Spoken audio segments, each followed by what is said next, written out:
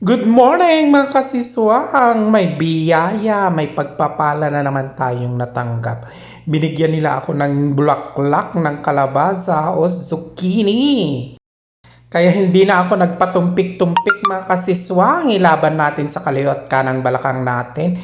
Nilinis ko agad at ating iluluto. Mga kasiswang, nilubog ko na dyan yung kamatis, bawang at saka sibuyas.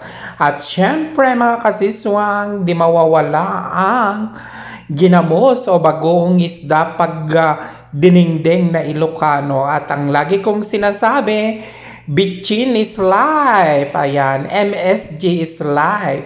Magbetsin pa rin tayo ng magbetsin, mga kasiswang.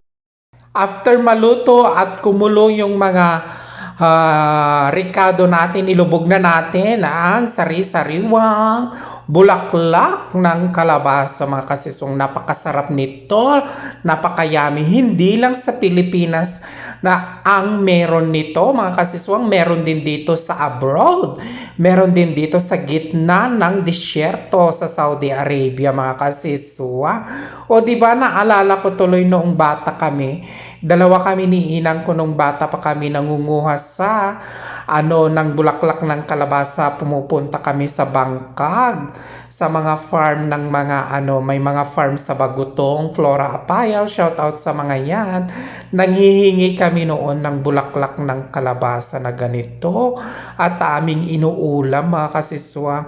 Buti na lang yung mga may tanim doon sa sa Bagutong, sa Flora Apayao, mga kasiswang, hindi sila madamot sa amin. Talagang humihingi kami noon. Hanggang ngayon pwede ka pa rin humingi ng mga ganyan, ng bulaklak ng kalabasa. Ito yung isa sa pinaka namimiss kong ulam, mga kasiswang, kasi lumaki ako sa mga ganitong simpleng ulam, simpleng pagkain lang, mga kasiswang.